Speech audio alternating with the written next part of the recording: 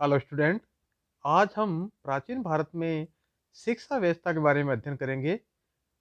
देखो, प्राचीन भारत में शिक्षा व्यवस्था से हमारा अर्थ वैदिक काल से लेकर मध्यकाल के प्रारंभ तक जो भारत में शिक्षा प्रणाली प्रचलित थी उसके बारे में जानना है।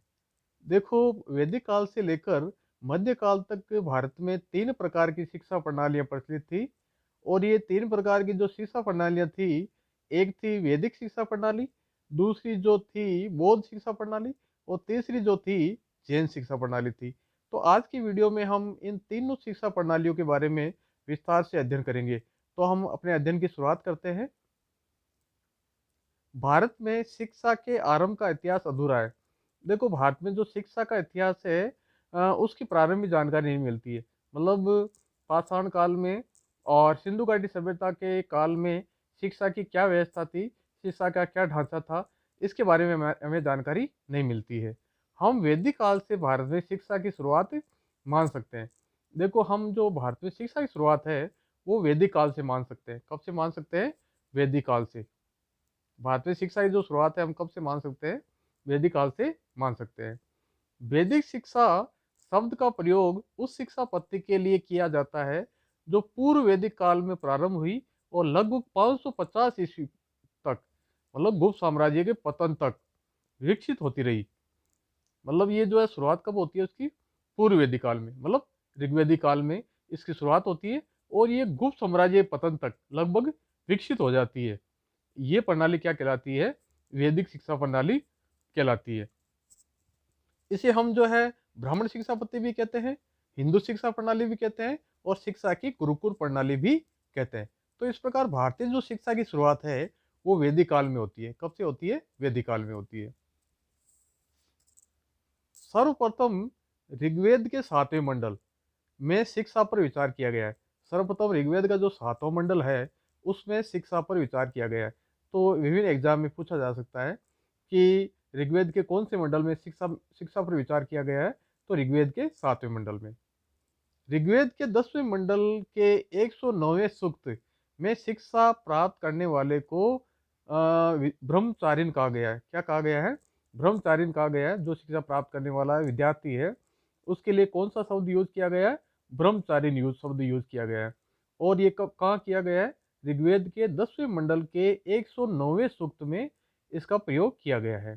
तो इस प्रकार प्राचीन भारतीय शिक्षा की जो उत्पत्ति है वो वेदों से होती है। कौन किससे होती है?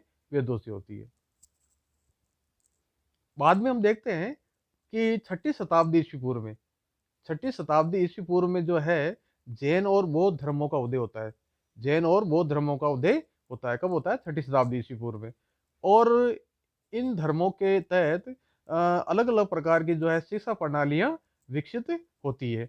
ये कुछ मायनों में जो है उनसे भिन्न होती है, लेकिन ज़्यादातर जो है इससे समान ही होती है।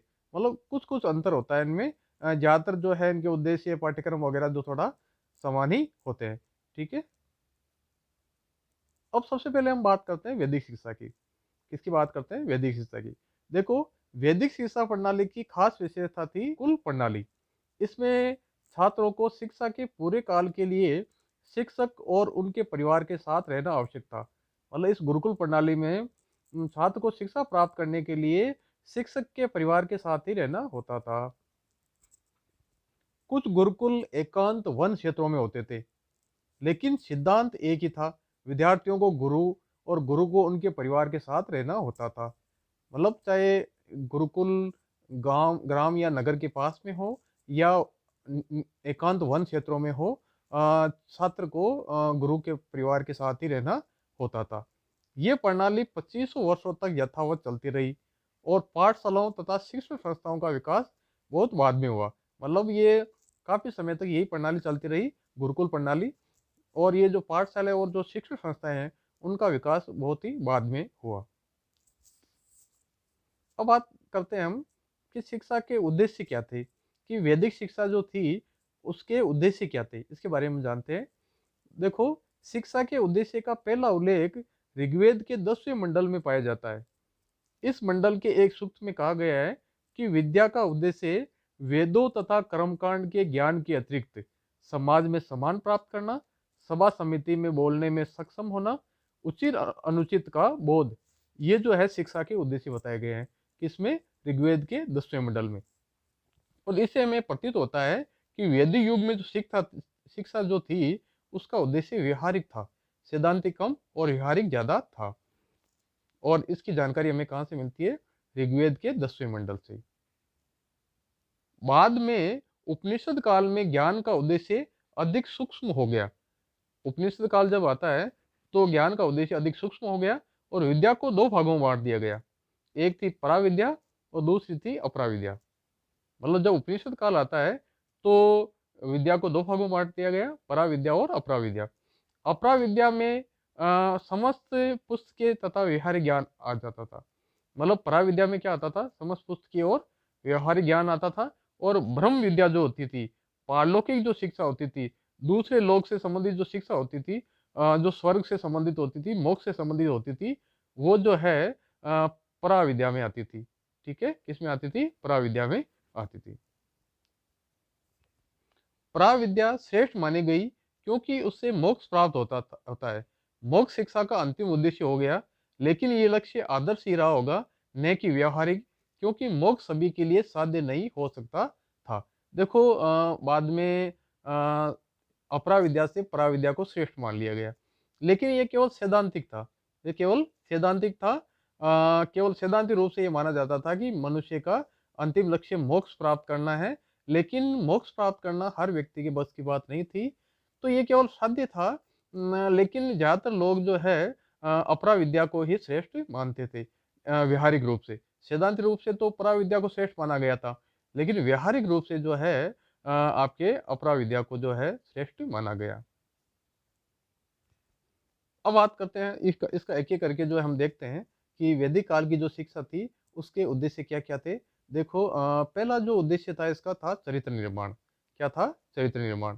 देखो सत्यवादिता, संयम, व्यक्तिगत शील, सफाई, शांत स्वभाव और उदारता आदि अच्छे चरित्र के गुण किसी भी पैसे, पुरोहित, शिक्षक, चिकित्सक, राज सेवक, व्यापारी या सैनिक के लिए बुनियादी आवश्यकता के रूप में प्राचीन ग्रंथों में निर्धारित किए गए हैं। मतलब आपका चाहे व्यवसाय कोई सा भी हो, आप कोई भी पैसा अपनाए हुए हो, लेकिन चरित्र आपके लिए जरूरी था। चरित्र हर पैसे के लिए जरूरी था। मनुस्मृति में कहा गया है कि निर्मल चरित्र का ब्राह्मण सभी वेदों को ज्ञान रखने वाले दुष्चरित्र ब्राह्मण से अच्छा होता है। मतलब निर्मल निर्मल चरित्र का जो ब्राह्मण है वो चाहे ज्ञान उसको कम हो, लेकिन अगर उसका चरित्र अच्छा है तो वो दुष्चरित्र ब्राह्मण से अच्छा होता था। ये किस में कहा गया है, मनुस्मृति में कहा गया है।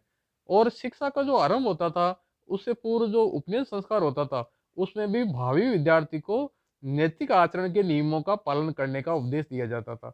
जब शिक्षा की शुरुआत होती थी, हमने पहले पढ़ा था कि शिक्षा की जो शुरुआत होती थी वो उपनयन संस्कार से होती थी। कौन से संस्कार से होती थी, उपनयन संस्कार से होती थी।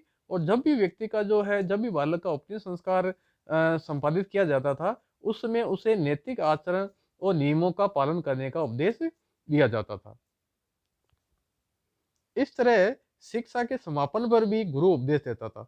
और जब शिक्षा की समाप्ति होती थी तब भी जो है गुरु जो है बालक को उपदेश देता था।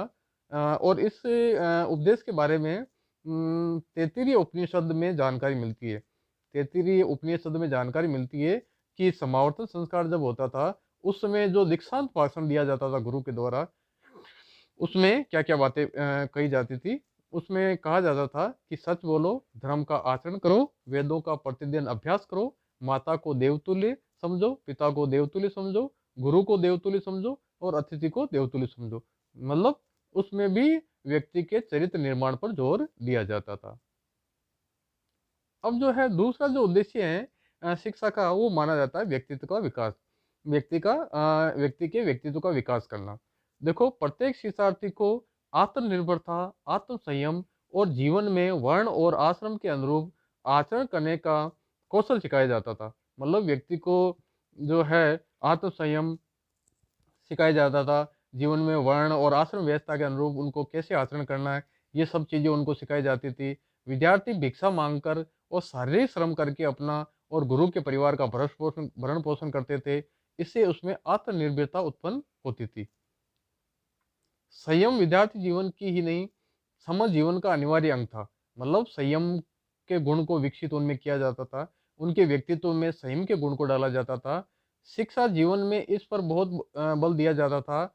अपने वर्ण, ब्राह्मण, क्षत्रिय, वैश्य या शूद्र से संबंधित कार्य कुशल ढंग से कर पाने की सामर्थ्य शिक्षा द्वारा दी जाती थी। मतलब कोई व्यक्ति जो जिस भी वर्ण का है, उस वर्ण के हिसाब से उसको कर्तव्य पालन के लिए जो है शिक्षा दी जाती थी।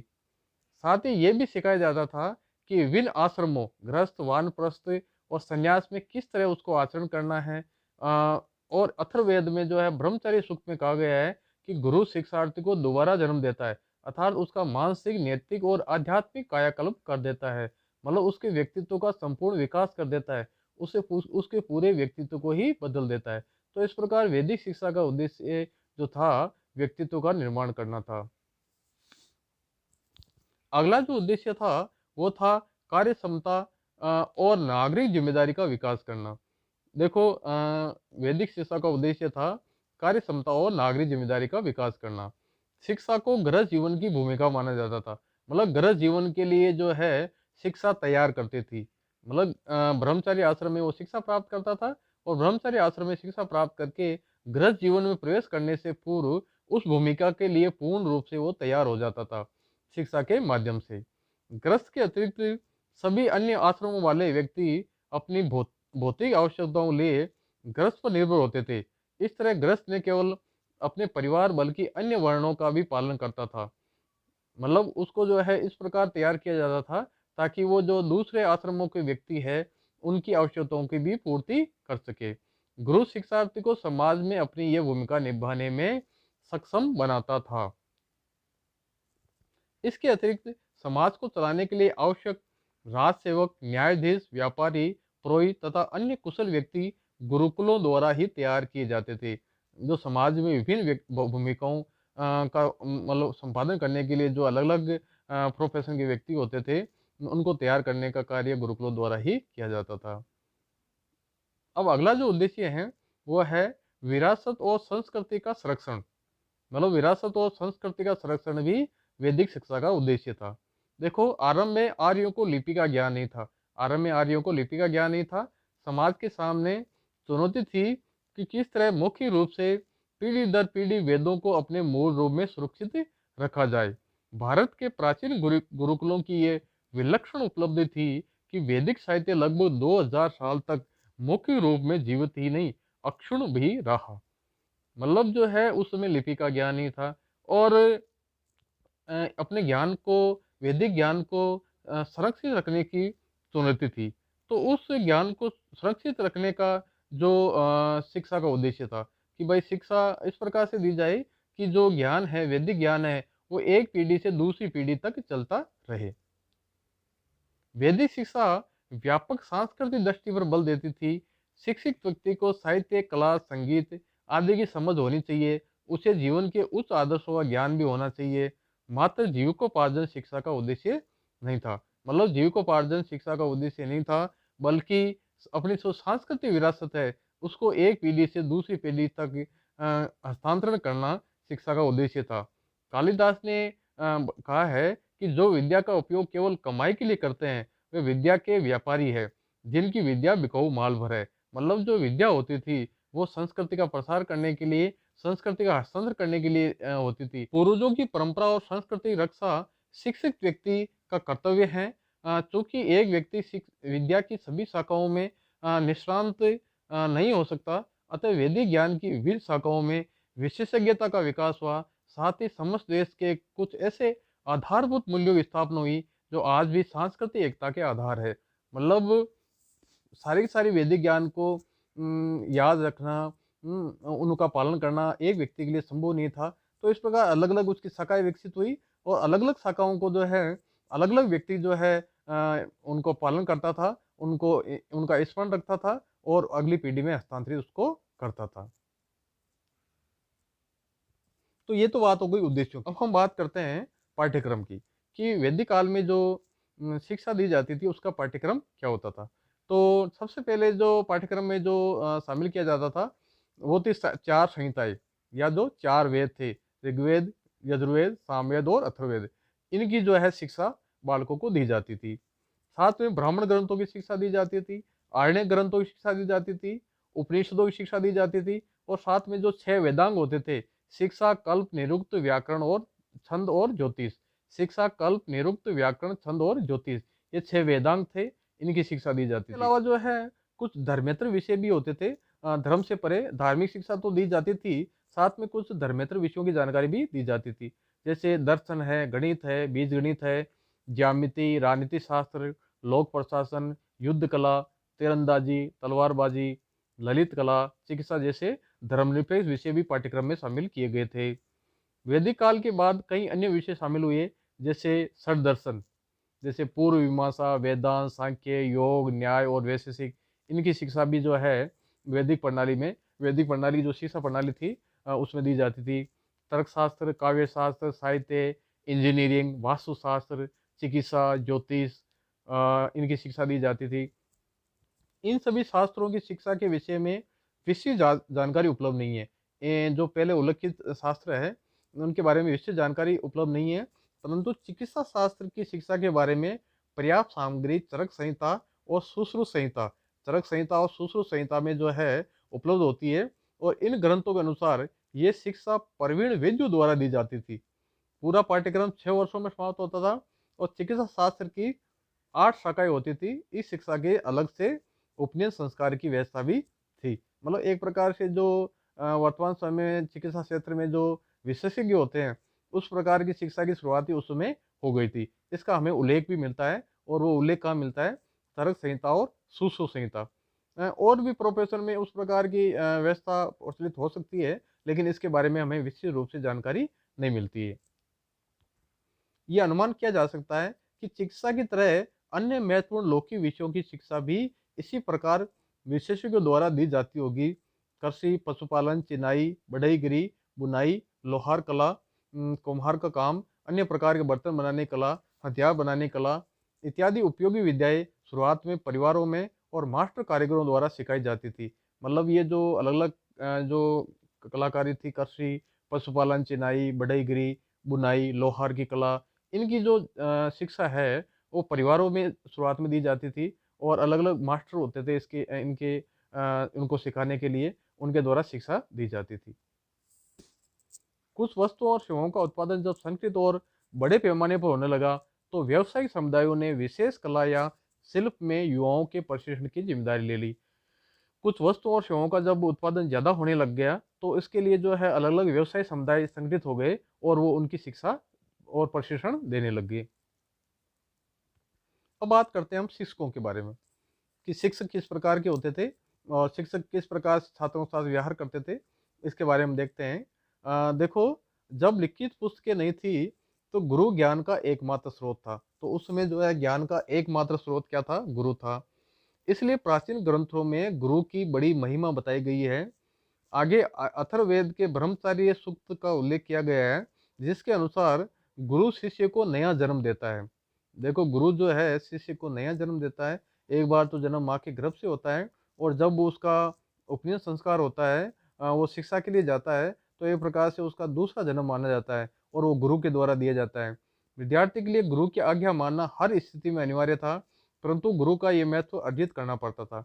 मतलब शिष्य को गुरु की आज्ञा का पालन करना पड़ता था, लेकिन गुरु को भी जो है अपने महत्व को बनाए रखना होता था। मतलब उसको भी जो है पाठ्यक्रम में निष्णांत होना जरूरी होता था। इसके लिए उसे स्वयं सतत अध्ययन और मनन करना पड़ता था। गोपत ब्राह्मण में एक कथा में है कि एक गुरु शास्त्रार्थ में हार गए, और उन्होंने तत्काल शिक्षण कार्य बंद कर दिया, और तभी पुनः आरंभ किया जब वे अपने प्रतिद्वंदी जितने ही निष्णांत हो गए। मतलब जब तक गुरु ज्ञान में प्रवीण होता था, विभिन्न विद्याओं में प्रवीण होता था, तो ही वो जो है सम्मान का हकदार होता था। अगर गुरु में जो है गुरुत्व नहीं होता था, तो शिष्य की कोई बाध्यता नहीं थी उसका उनका सम्मान करने की। अब कुछ आचार्य पाणिनि ने जो है कुछ गुरुओं के प्रकार बताए हैं।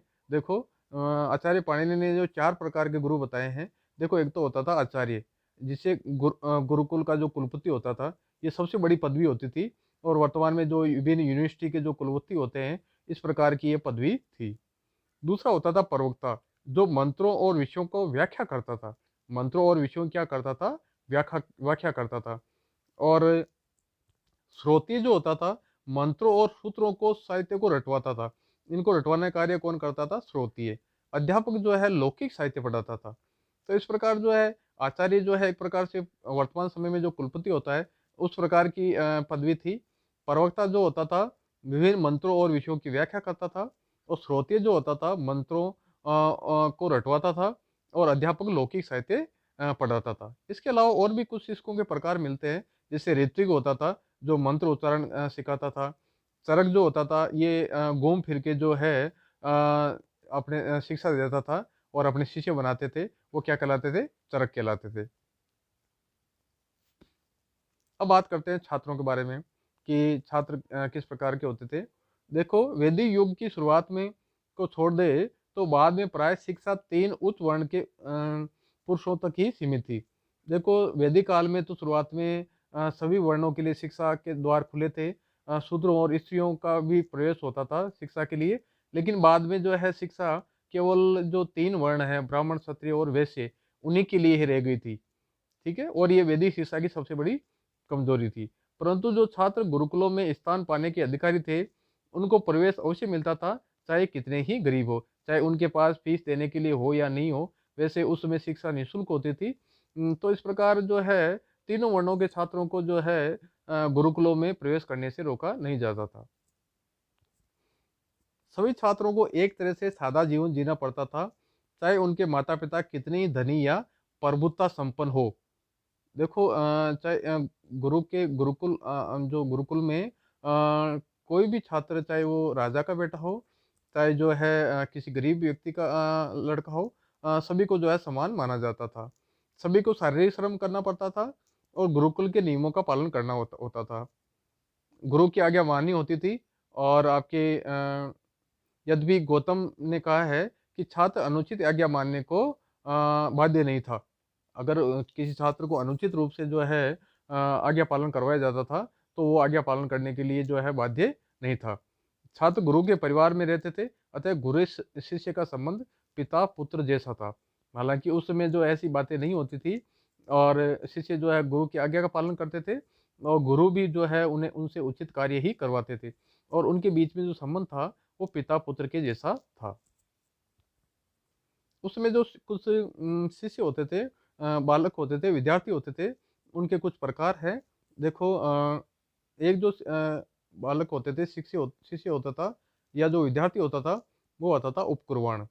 उपकुर्वाण वे ब्रह्मचारी जो वैदिक शिक्षा पूर्ण करने के बाद समावर्तन संस्कार के माध्यम से गृहस्थ आश्रम में प्रवेश कर जाते थे। मतलब उपकुर्वाण जो है वो ब्रह्मचारी होते थे, वो विद्यार्थी होते थे जो शिक्षा पूर्ण करने के बाद, मतलब समावर्तन संस्कार करके जो है गृहस्थ आश्रम में प्रवेश कर जाते थे, वो क्या कहलाते थे? उपकुर्वाण कहलाते थे। और कुछ विद्यार्थी ऐसे होते थे जो वैदिक शिक्षा पूर्ण करने के बाद में ही गुरुकुल में ही रह जाया करते थे और ब्रह्मचारी वेदों के अध्यापन का कार्य करवाते थे और गृहस्थ आश्रम में प्रवेश नहीं करते थे।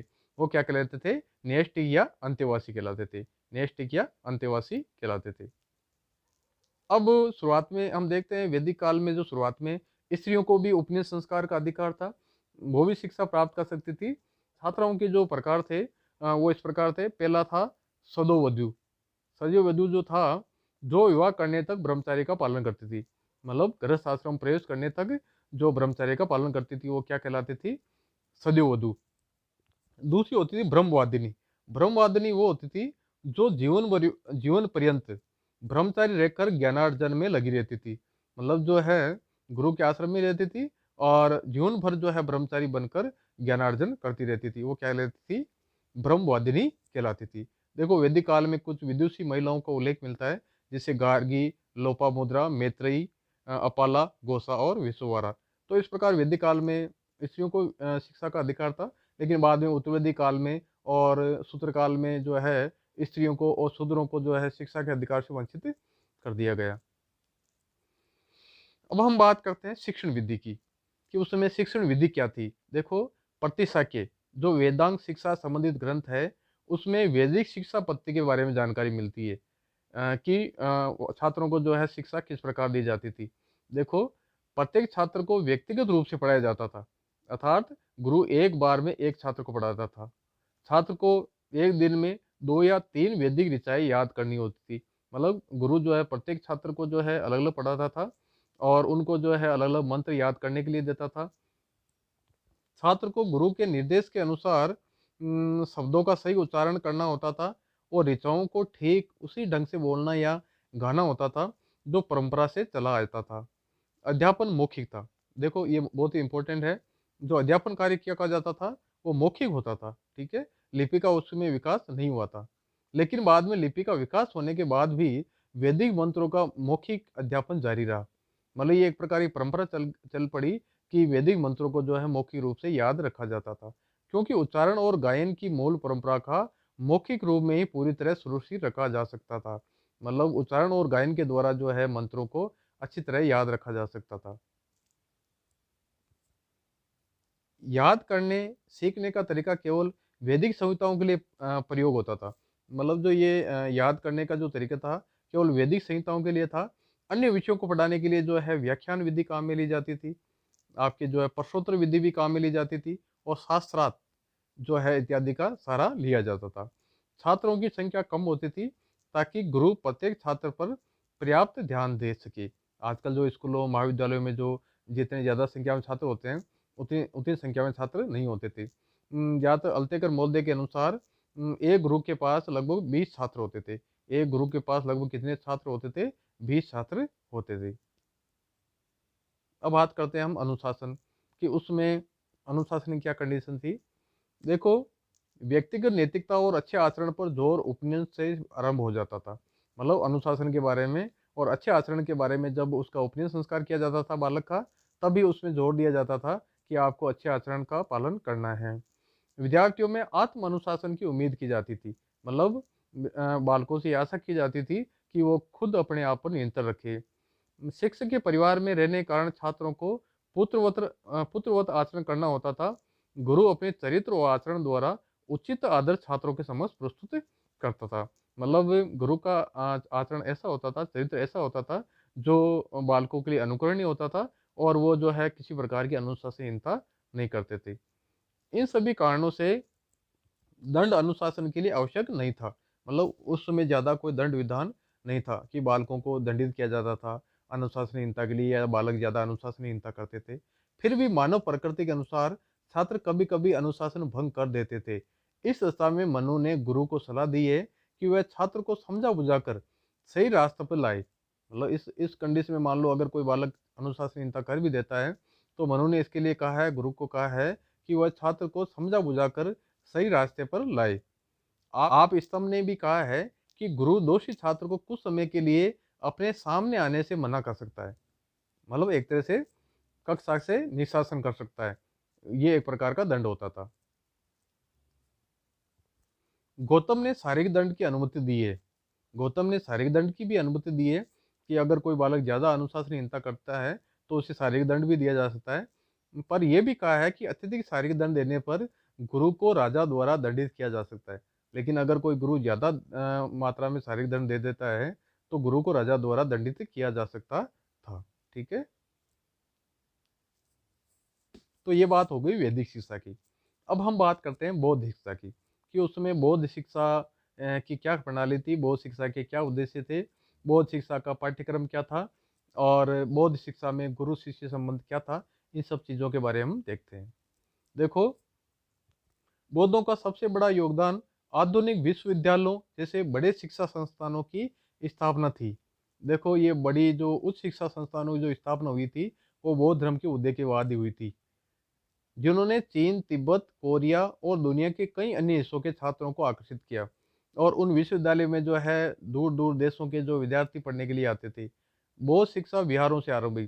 प्रारंभ में जो बौद्ध शिक्षा है वो विहारों से प्रारंभ हुई। विहारों में जो है बौद्ध भिक्षु और भिक्षुणियाँ रहते थे और उनमें वहाँ पर उनकी शिक्षा की व्यवस्था की जाती थी। जिनमें नए भिक्षुओं को धम्म अर्थात बौद्ध धर्म की शिक्षा दी जाती थी। कहाँ पर? विहारों में। विहारों से फिर बाद में बड़े-बड़े महाविहारों की स्थापना हुई और जिनमें उच्च शिक्षा दी जाती थी। विहारों में जो है प्रारंभिक शिक्षा दी जाती थी और महाविहारों में जो है उच्च शिक्षा दी जाती थी। कालक्रम में भिक्षुओं के अलावा सामान्य बौद्ध मतावलंबी इन शिक्षा संस्थानों में प्रवेश पाने लगे। अब देखो जो भिक्षु थे वो तो इनमें रहते ही थे, निवास करते थे। बाद में जो सामान्य बौद्ध मतावलंबी होते थे वो भी इनमें प्रवेश पाने लगे और शिक्षा ग्रहण करने लगे। देखो इसमें उस शिक्षा के क्षेत्र में जो शिक्षा का जो महत्वपूर्ण बौद्ध केंद्र था वो एक था नालंदा महाविहार। इसके बारे में हम थोड़ा ब्रीफली जान लेते हैं। इसके बारे में विस्तृत रूप से जो है अगले अध्याय में हम अध्ययन करेंगे। देखो ये जो नालंदा है ये आधुनिक पटना से साल 60 किलोमीटर दक्षिण में स्थित है। नालंदा प्राचीन भारत में शिक्षा का सबसे बड़ा केंद्र था। 5वीं शताब्दी ईस्वी तक नालंदा एक बौद्ध विश्वविद्यालय के रूप में प्रसिद्ध हो गया था। इस विश्वविद्यालय में 7 बड़े हॉल और 300 कमरे थे। इसके अतिरिक्त एक विशाल पुस्तकालय भी उसमें था। 7वीं शताब्दी में हेनसुआंग की यात्रा के समय इस विश्वविद्यालय में 1500 शिक्षक थे और 8500 छात्र थे। और 1193 ईस्वी में जो है मुस्लिम आक्रमणकारी बख्तियार खिलजी द्वारा जो है इसको नष्ट कर दिया जाता है। इसके अलावा जो है कुछ अन्य विश्वविद्यालय भी थे, जैसे वल्लभी का विश्वविद्यालय था, गुजरात में था। एक विक्रमशिला का विश्वविद्यालय जो था आपके बिहार में था। तो ये जो है शिक्षा के उस शिक्षा के महत्वपूर्ण केंद्र थे।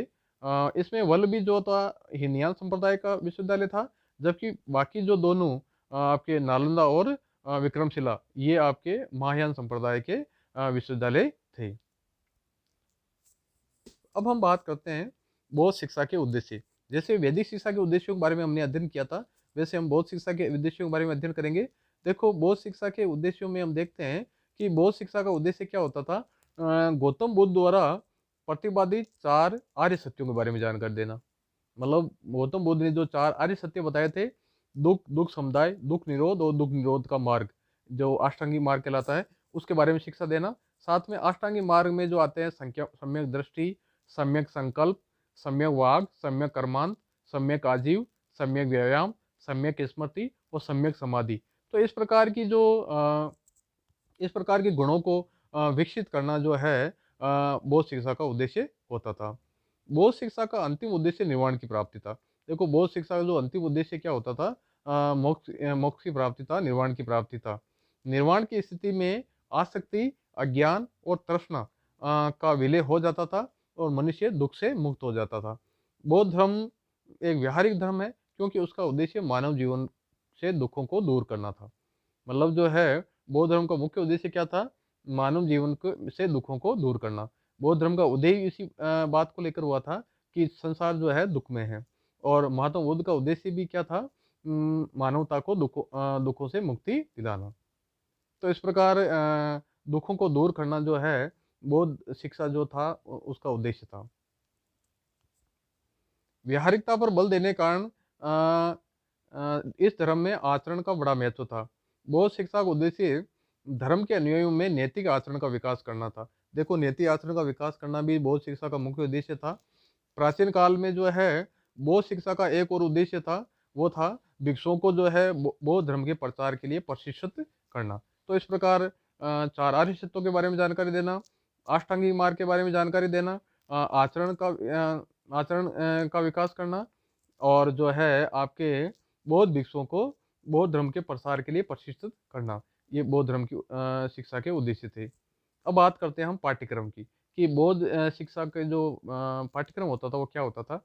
देखो इसमें जो पाठ्यक्रम में जो चीज़ें शामिल थी, देखो पहला जो था त्रिपिटक, और त्रिपिटक 3 थे, विनय पिटक, सुत्त पिटक और अभिधम पिटक।